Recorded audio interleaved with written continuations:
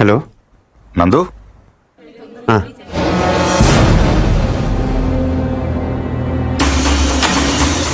Yes! Come on! Don't waste time! Go fast! అరే okay sir Ravi ఇద్దరు నీట్స్ పెట్టి పంపించి అలాగే cover this area also Ravi sir అలాగే ఫస్ట్ ఫ్లోర్కి వెళ్ళి అక్కడ తెచ్చుకో and cover the backyard okay sir sorry Murthy garu sorry for the inconvenience ఏంటి దొరికాడా లేదు సార్ వెనక్కి వెళ్ళెత్తకండి బై మూర్తి గారు మీ ఇంట్లో ఉన్నాడు కుర్రోడు వాడు మీ మనోడు కాదు వాడి పేరు Nandu he's a professional killer opposition leader Sivareddy murder కేసులో వాడి కోసం వెతుకుతున్నాను ఎస్ఐని టీవీ దగ్గర రమ్మని చెప్పు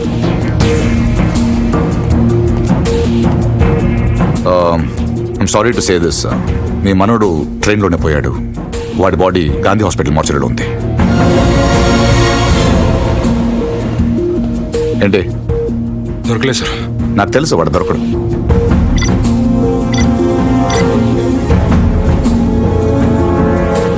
Come on, let's go.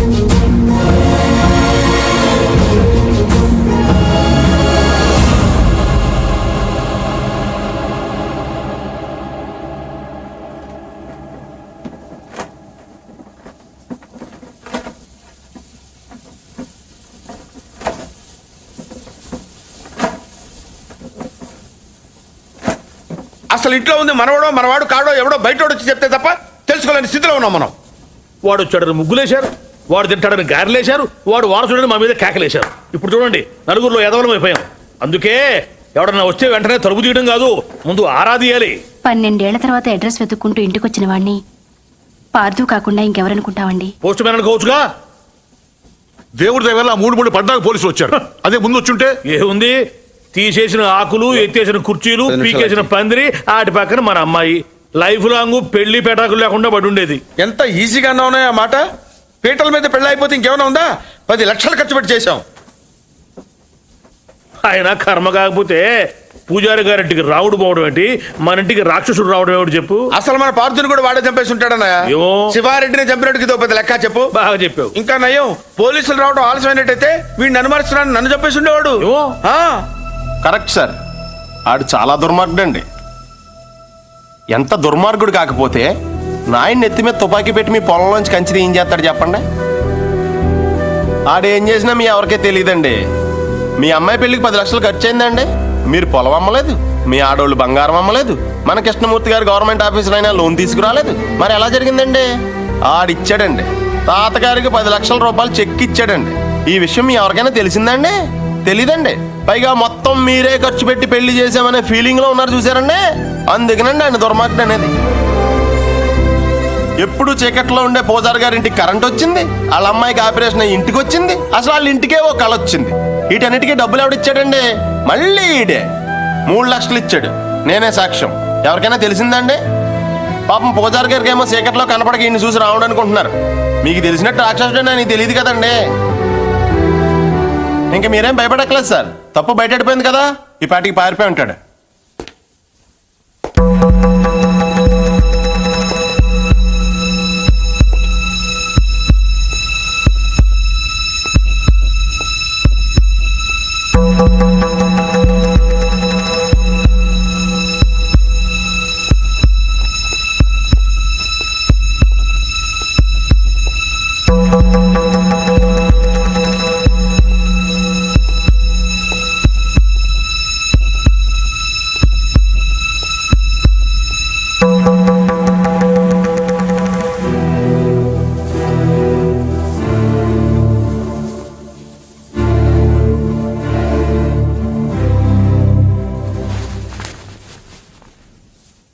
నిజం చెప్పే ధైర్యం లేనివాడికి అబద్ధం ఆడే హక్కు లేదు. నాకు ధైర్యం ఉంది. అందుకే పార్థు లేడని నిజం చెప్పడానికి ఇక్కడికి వచ్చాను.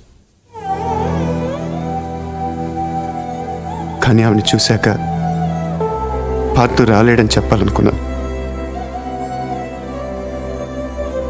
మిమ్మల్ని చూశాక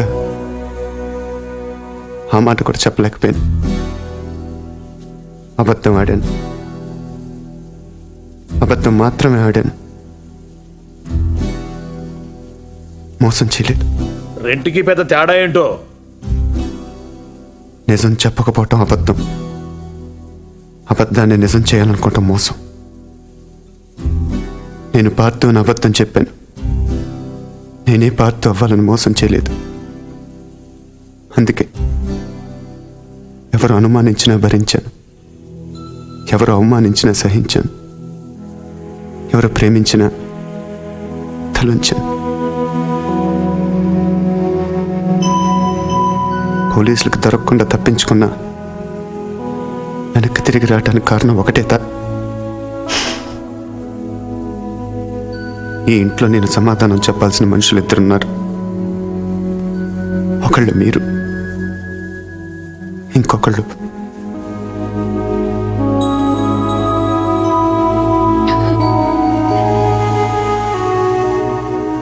వచ్చాను, చెప్పాను. ఇంకా మీ ఇష్టం.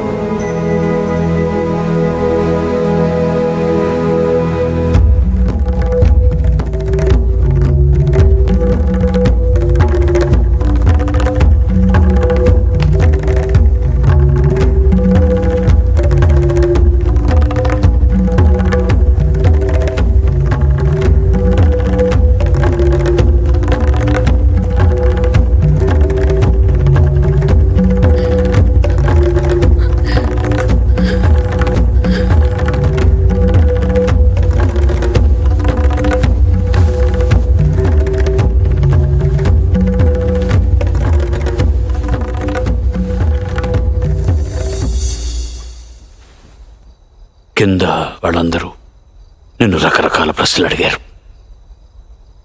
ఎందుకు నువ్వు పార్థు అని అబద్ధం చెప్పావు, ఎందుకు అలా చేశావు, ఎందుకు ఇలా చేశావని. నేను ఒకే ఒక్క ప్రశ్న అడుగుతున్నాను, సమాధానం చెప్తావా?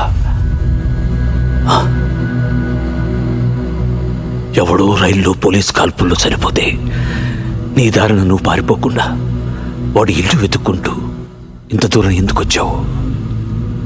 వాళ్ళ పొలం సమస్యల్లో ఉంటే నువ్వెందుకు తీర్చావు? వాళ్ళ పిల్ల పెళ్ళంటే నువ్వెందుకు డబ్బులు ఇచ్చావు? వాళ్ళు తిడితే ఎందుకు పడ్డావు? ఏవి చెయ్యలేని నాలాంటి ముసలాడి ముందు తలంచుకుని మోకాళ్ళ మీద ఎందుకు కూర్చున్నావు? అందుకే నువ్వే పార్థువి, నువ్వే నా పార్థువి. నేను నిన్నేమీ అడగను. అడిగితే నా ఇళ్ళంటి మనిషిని ఎలా ఒప్పించావని పొలంలోంచి కంచి తీయించేసిన రోజే నిన్ను అడిగి ఉండాల్సింది. 25 ఏళ్ల వయస్సులో 10 లక్షలు చెక్కిచ్చావంటే ఏం చేస్తున్నావు నువ్వు అని ఆ రోజు నేను అడిగి ఉండాల్సింది. అప్పుడు అడగలేదు, ఇప్పుడు అడిగే అర్హత లేదు.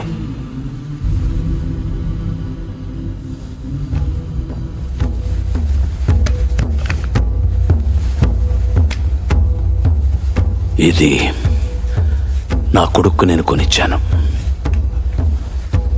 అప్పుడు వాడి ప్రాణాలు తీసింది, ఇప్పుడు నీ ప్రాణాలు కాపాడుతుంది.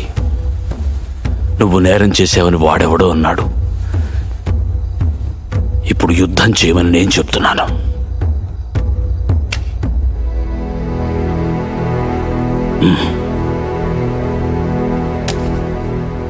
వెళ్ళు, గెలిస్తేరా,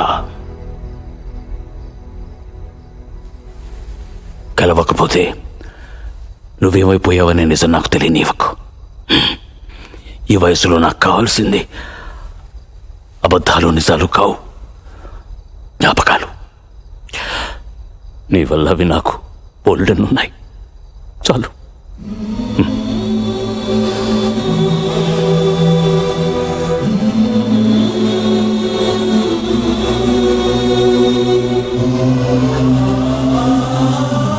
జాగ్రత్త.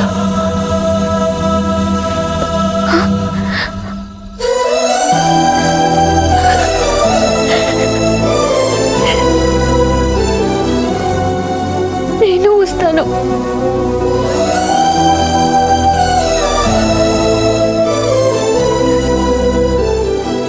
నేనే వస్తాను.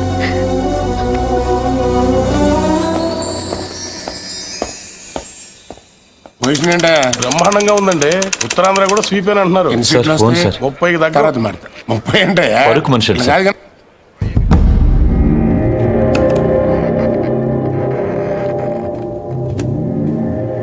ఎవరు నీకు తెలుసు ఎందుకు ఫోన్ చేసావు? శివారెడ్డిని ఎవరు చంపారు? నాకు తెలీదు. నీకు తెలుసు. నిజంగా నాకు తెలీదు. సార్ మీకు పార్సల్. ఎవరమ్మన్నారు నిన్ను?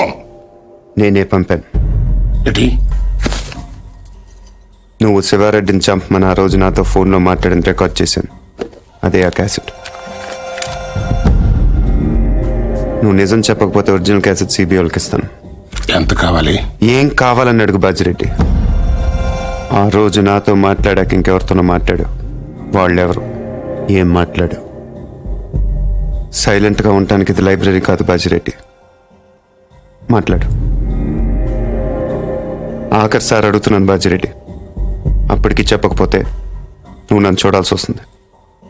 నీకు తెలుసు నన్ను చూశాక ఇంకేం చూడటానికి నువ్వు ఉండవు. చూస్తావా? చెప్తావా? చెప్తాను. ఆ రోజు నువ్వు ఫోన్ చేసిన తర్వాత నాకు ఇంకో ఫోన్ వచ్చింది.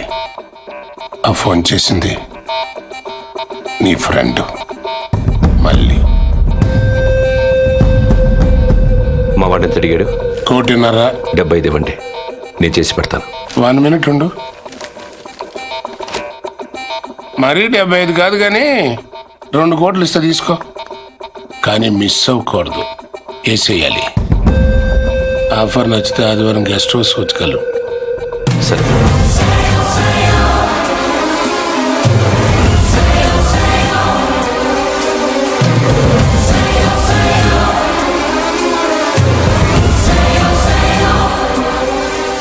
మళ్ళీ ఎక్కడ? కావాలంటే నువ్వు వాడిని చంపేసుకో, నేను అటు రాను. రేపు నేను సీఎం అయిన తర్వాత నీ మీదకి ఏ కేసు రాకుండా నేను చూసుకుంటాను. ప్లీజ్ దీని ఒరిజినల్ క్యాసెట్ నాకు ఇచ్చేసేయి. సారీ బాజిరెడ్డి, నేను అబద్ధం చెప్పాను. నువ్వు ఆ రోజు మాట్లాడింది రికార్డ్ చేయలేదు. మరిది ఎంటీ. కానీ ఇప్పుడు మాట్లాడింది రికార్డ్ చేశాను.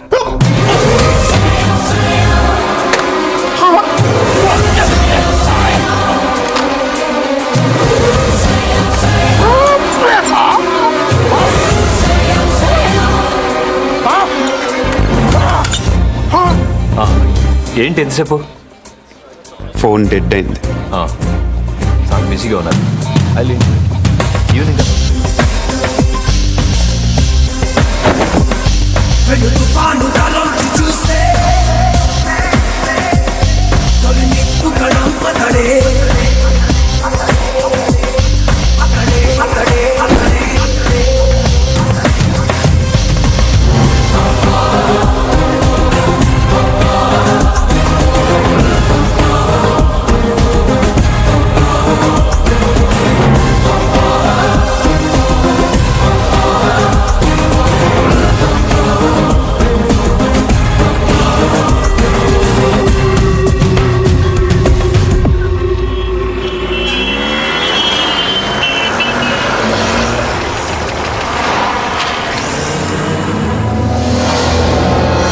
There he is. Come on, get the car.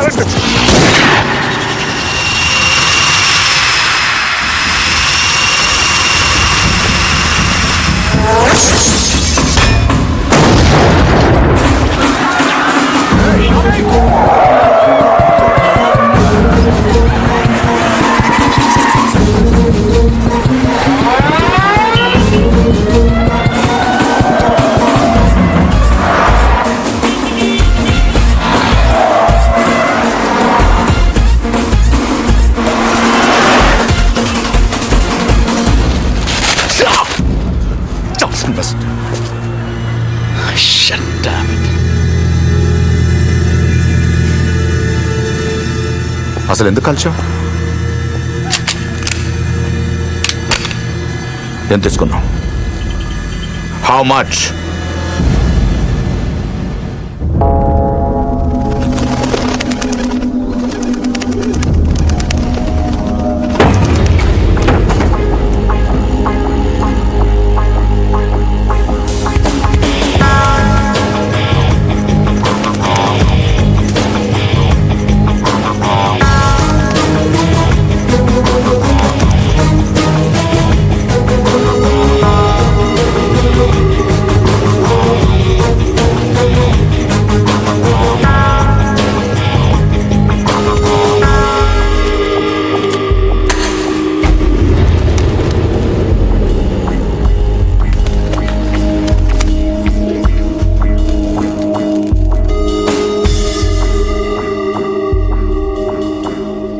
ఎందుకు చేసావు మళ్ళీ? నీ మీద నాకేం కోపం లేదు నందు, అలా అని ప్రేమ కూడా లేదు. ఇద్దరం కలిసి ఒకరిని చంపేవాళ్ళం, అంతేగాని ఒకళ్ళ కోసం ఒకళ్ళు చచ్చేంత రిలేషన్ ఏం లేదుగా మన ఇద్దరికి. ఒకళ్ళనొకళ్ళు చంపుకునే అంత గొడవలు కూడా లేవుగా మన ఇద్దరికి. నేను అవే ఆలోచించలేదు నందు. ఎస్కేప్ చేస్తే నువ్వు 50 లక్షలు ఇస్తావు, చంపితే బాజిరెడ్డి 2 కోట్లు ఇస్తాడు. ఓకే, వాడిని చంపి నీ మీద తోసేస్తే నాకు 2.5 వస్తుంది, అంతే. అదొకటి ఆలోచించాను. తప్పు చేసావు మళ్ళీ, తప్పు చేసావు. అసలు మనం చేసేది తప్పు నందు, దాన్ని కరెక్ట్గా చేయాలనుకోవడం ఇంకా తప్పు.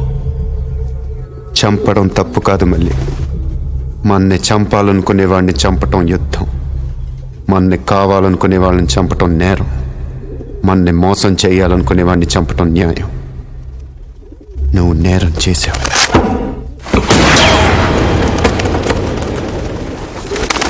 నేను న్యాయం చేస్తాను.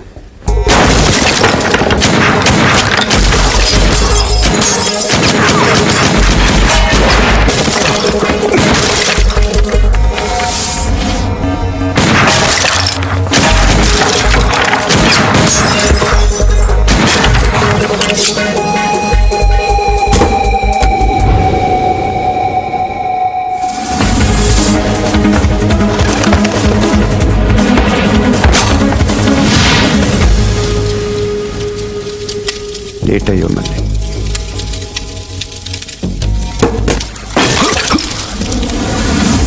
Come on, get him! Get him!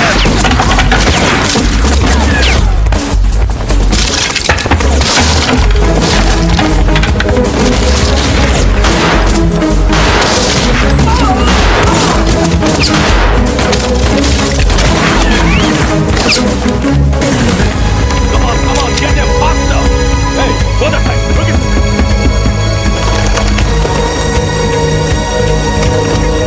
Go!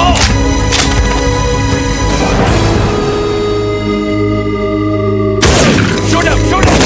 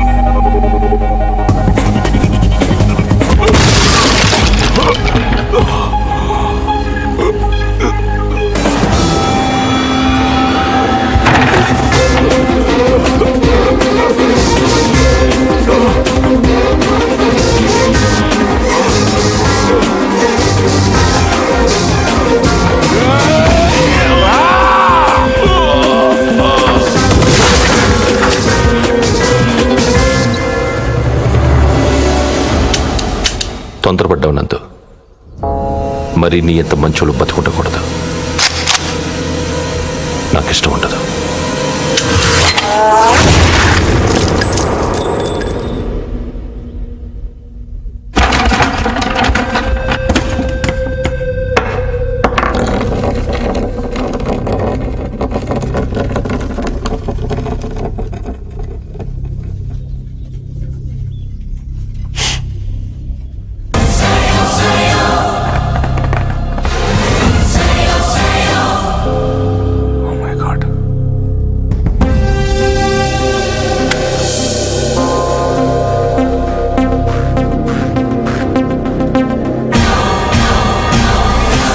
దివంగత ప్రతిపక్ష నాయకుడు శివారెడ్డి కుమారుడు ప్రతాప్ రెడ్డి కందుకూరు నియోజకవర్గం నుంచి భారీ మెజారిటీతో ఎన్నికయ్యారు. ఇప్పటికే 175 సీట్లు రావడంతో నవసమాజ్ పార్టీ ప్రభుత్వ ఏర్పాటు దాదాపు ఖరారైనట్టే.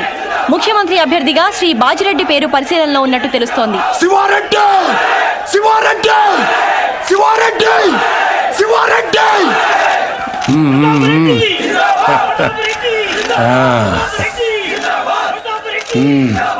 ఏం కావాలరా నీకు?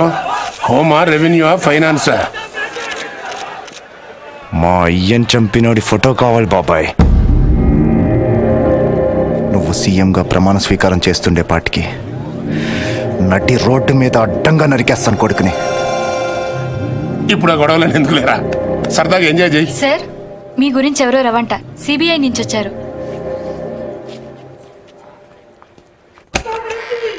ఏం రవి, వేసేసావా? క్యాష్ సంగతి ఏమైంది? సారీ సార్, నా పేరు ఆంజనేయ ప్రసాద్. రవి ఫ్రెండ్ని, అతను రాలేకపోయాడు. Thank you sir. ఊళ్ళో లేడా? జైల్లో ఉన్నాడు. హి వాజ్ అరెస్టెడ్. ఇంట్రాగేషన్ జరుగుతోంది. మీరు ఈ క్యాసెట్ గురించి టెన్షన్ పడుతున్నారని నేనే తీసుకొచ్చాను. కావాలంటే నువ్వు వాళ్ళని చంపేసుకో, నేను అంటాను. రేపు నేను సీఎం అయిన తర్వాత నీ మీదకి ఏ కేసు రాకుండా నేను చూసుకుంటాను. ఇది నా వయసు కాదు, ఎవరో మిమిక్రీ చేశారు. ఇంకోసారి వినండి సార్. నిజంగా నాకు తెలియదు. సార్, మీకు పార్సల్. ఎవరేమన్నారు నిన్ను? వాడెవడో కానీ మీ సెక్రటరీ వాయిస్ కూడా బాగానే ఇమిటేట్ చేశాడు.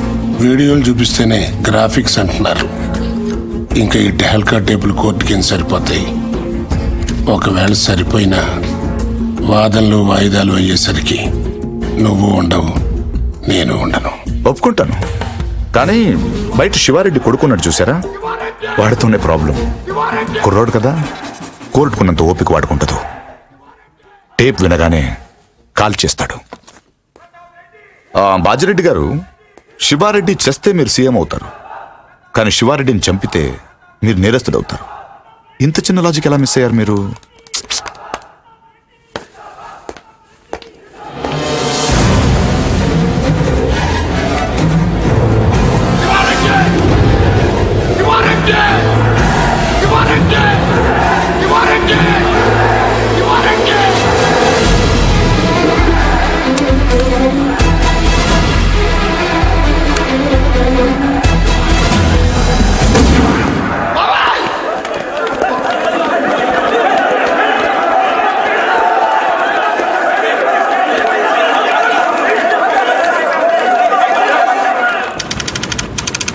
పార్దు, నువ్వు నాకు అన్నీ ఇచ్చావు.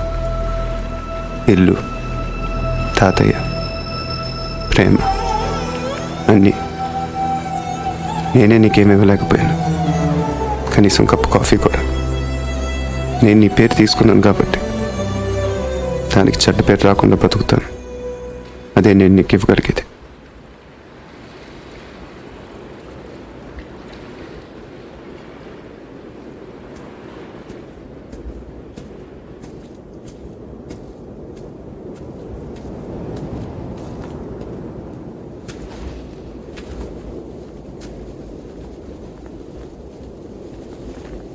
శివారెడ్డిని మర్డర్ చేసిన వాడు యాక్సిడెంటల్ గా పోయాడు. ప్లాన్ చేసిన వాడు ఆత్మహత్య చేసుకున్నాడు. ఇంకా ఈ కేసులో మిగిలింది ఒకడే, నందు. ఇంకేం పారదు కవర్లు.